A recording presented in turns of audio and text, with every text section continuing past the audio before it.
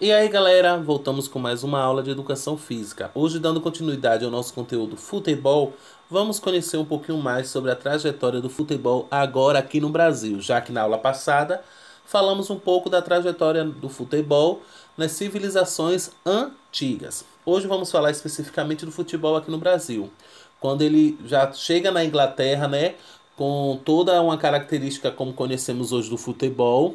E aí, um estudante lá, curioso, ele vai lá, capta tudo do que se fala do futebol, quais são as regras do futebol e traz aqui para o Brasil. Isso mesmo. Então, o futebol aqui no Brasil, ele já existia com algumas peladas, né, aquelas babinhas que tem e jogos praticados nas praias e às vezes também em alguns campos lá nas cidades portuárias que recebiam marinheiros vindo de lá da Europa, da Inglaterra, da França e da Holanda que já praticava aqui o esporte. Porém, esse esporte não era de uma forma tão oficial e nem sempre no formato de 11 contra 11 como é o futebol que conhecemos hoje. Mas tudo muda aí, né? Quando Charles William Milley, ele organizou o futebol aqui no Brasil com as regras e o formato do futebol moderno. Então vamos conhecer um pouquinho mais sobre essa história e conhecer um pouquinho mais sobre esse pai do futebol aqui no Brasil, que é Charles Milley. A origem do futebol no Brasil.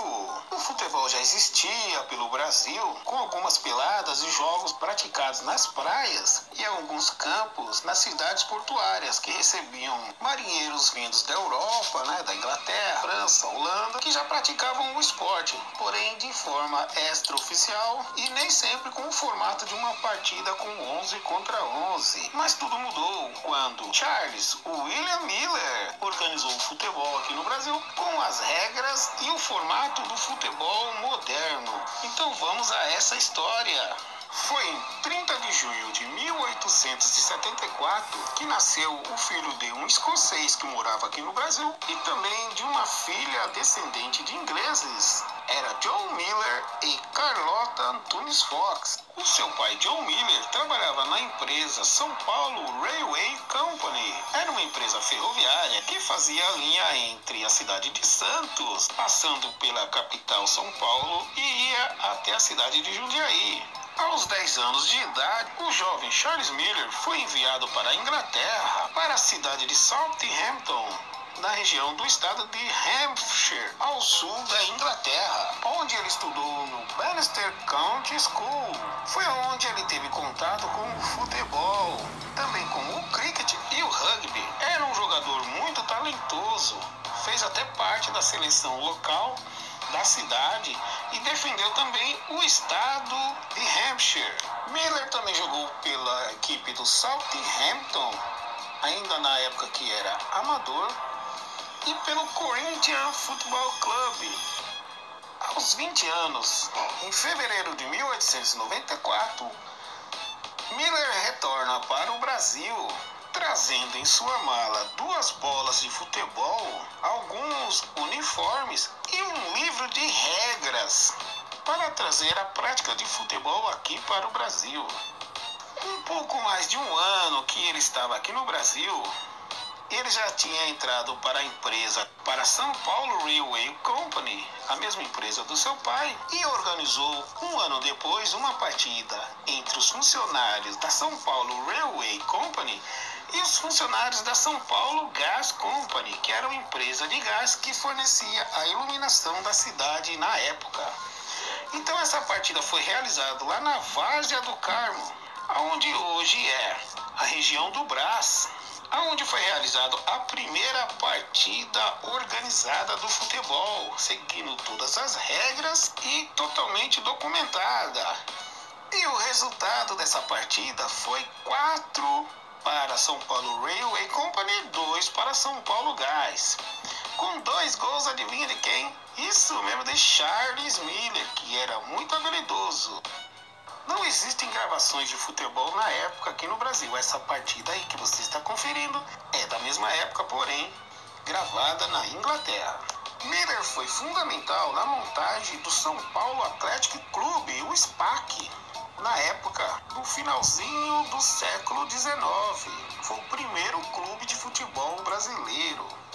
E um pouco depois, vieram surgindo alguns clubes de futebol em São Paulo, até que em 1902 foi organizado o primeiro campeonato no solo brasileiro. Era o Campeonato Paulista de 1902.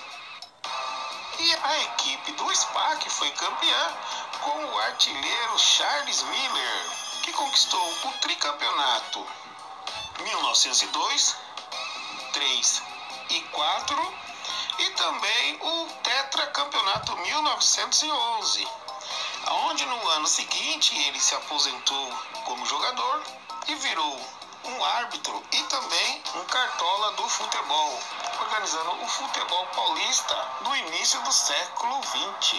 E foi graças a essa organização de Charles Miller que hoje nós jogamos esse futebol moderno. E você gostou desse conteúdo? Se inscreva no canal para não perder os próximos vídeos. Muito obrigado por assistir esse vídeo até o final.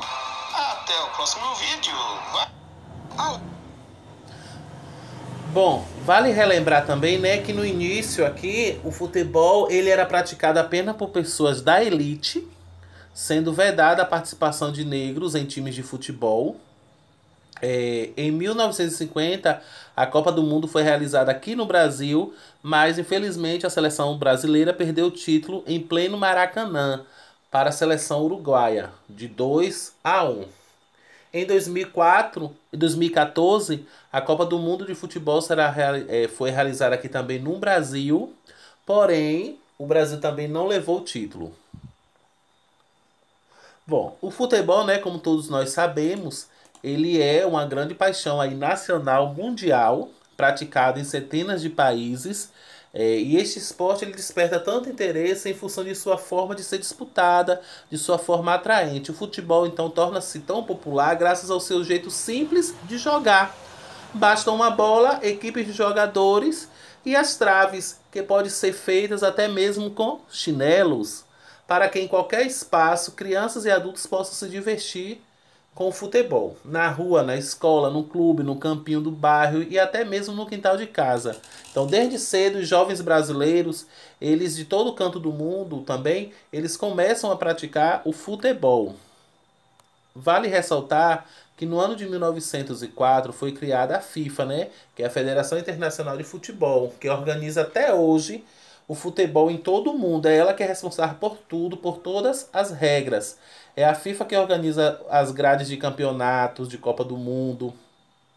É a FIFA que organiza os campeonatos de clube, como por exemplo a Copa da Libertadores da América, Copa UEFA, Liga dos Campeões da Europa, Copa do Sul-Americano, entre outros. Então aí temos a foto aí, por exemplo, das primeiras bolas, como eram feitas. Eram muito pesadas. Como falamos aí, né? Temos aí o grande pai do futebol, que é Charles Miller. Foi ele que trouxe aí o futebol lá pelo final do século XIX, vindo da Inglaterra, estudando lá na Inglaterra, conhecendo um pouco mais do futebol. Ele trouxe essa questão do futebol e as suas regras como conhecemos hoje.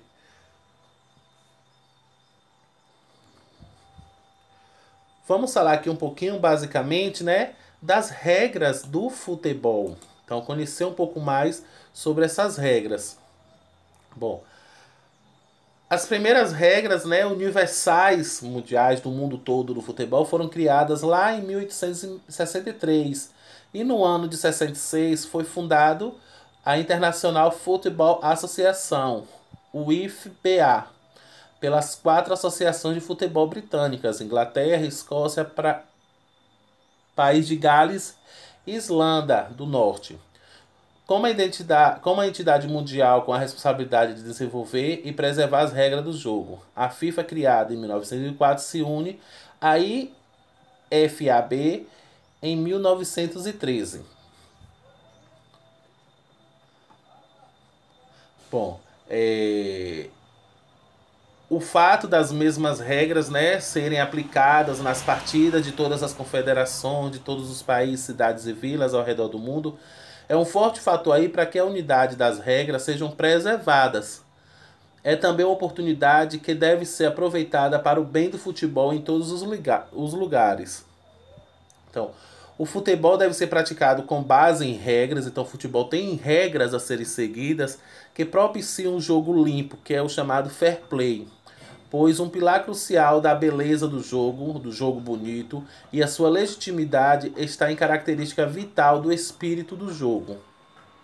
Então, os melhores jogos são aqueles em que os árbitros raramente requisitados, bem como aquele que os jogadores o disputam sempre com respeito aos demais jogadores, os árbitros e as regras. Então essas regras elas são feitas, né, para deixar o jogo mais limpo, para deixar um jogo mais saudável e mais bonito de se ver, como a gente costuma ver aí nas televisões ou quem já presenciou um jogo no próprio estádio. Bom, vamos aí a algumas dimensões do campo de futebol, né, de acordo à FIFA. Então, o futebol é um esporte cujo campo, o gramado, né, ele apresenta 105 metros de comprimento, pode ser e por 68 metros de largura, uma padronização da FIFA. Então, temos aí algumas medidas, a linha do meio, a área central, de onde inicia-se a partida, temos aí as áreas grandes, a área de pênalti, o gol. Então temos todas as medidas, então o campo é todo medido, todo estruturado para receber determinado jogo. Então não é de qualquer jeito, por mais que jogamos aqui, bater um babinho ali, fazer uma trave menor, mas em uma competição, né, organizada pela FIFA, vai ter todas essas metragens aí delimitadas. São duas equipes, né, compostas de 11 jogadores, sendo um goleiro, disputa a partida, que o objetivo, claro, é marcar gols. Jogadas violentas podem ser punidas com cartões amarelos, que serve como advertência, e o vermelho, que vai ser a expulsão do jogador. E somente o goleiro, né, pode utilizar as mãos durante a partida. Faltas cometidas dentro da área são punidas com a marcação de pênaltis, que é uma cobrança feita de uma marca que fica a 11 metros do gol. Temos aí a nossa seleção brasileira com o famoso Neymar. As partidas elas duram geralmente 90 minutos, dividido em dois tempos de 45 minutos.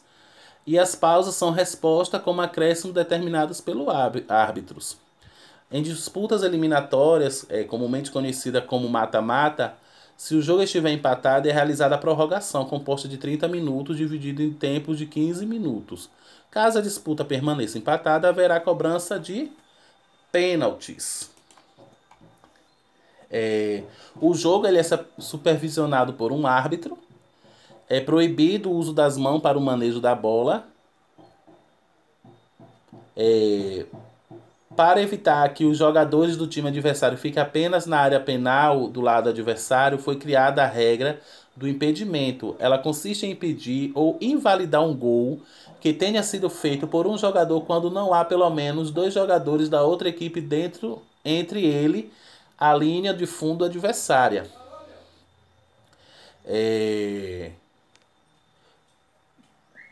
Caso o jogador ele execute alguma agressão física sobre o adversário, o juiz deve marcar pênalti a favor do time adversário. Quando a bola sai do campo pela linha de fundo, é cobrado o escanteio. Se o último jogador a tocá-la estava na defensiva, e é cobrado o tiro de meta, então, no caso, se o último jogador a tocá-la estiver no ataque. Nesse caso, o escanteio é a favor do time atacante e o tiro de meta a favor do time da defensiva. E você aí, você sabia que comemora-se o Dia do Futebol? Isso mesmo, existe uma data específica para a comemoração do Dia do Futebol, que é o dia 19 de julho, que é o Dia Nacional do Futebol. Essa data ela foi instituída pela antiga CBD, que é a Confederação Brasileira de Desportos, em homenagem ao time mais antigo do Brasil. Em outubro de 2019, o jogador argentino Lionel Messi foi eleito pela FIFA o melhor jogador de futebol do mundo na temporada 2019. O atacante, atualmente no Barcelona, da Espanha, recebeu pela quarta vez o prêmio. Nos Jogos Olímpicos de Tóquio 2020, o Brasil ele conquista também. Vale lembrar que nas Olimpíadas o futebol também faz parte E aí, o Brasil ele conquista pela segunda vez a medalha de ouro no futebol masculino. A seleção brasileira ela é considerada uma das melhores do mundo, sendo que conquistamos 5 Copas Mundiais. Essa é a escultura aí, que é uma homenagem ao a toda a história do futebol, né? É um monumento em homenagem à primeira partida do futebol aqui no Brasil. Bom, galerinha, essa foi nossa aula de hoje. Espero que vocês tenham conseguido compreender um pouquinho mais sobre a história do futebol. É essa paixão nacional que a gente tanto gosta de assistir, certo?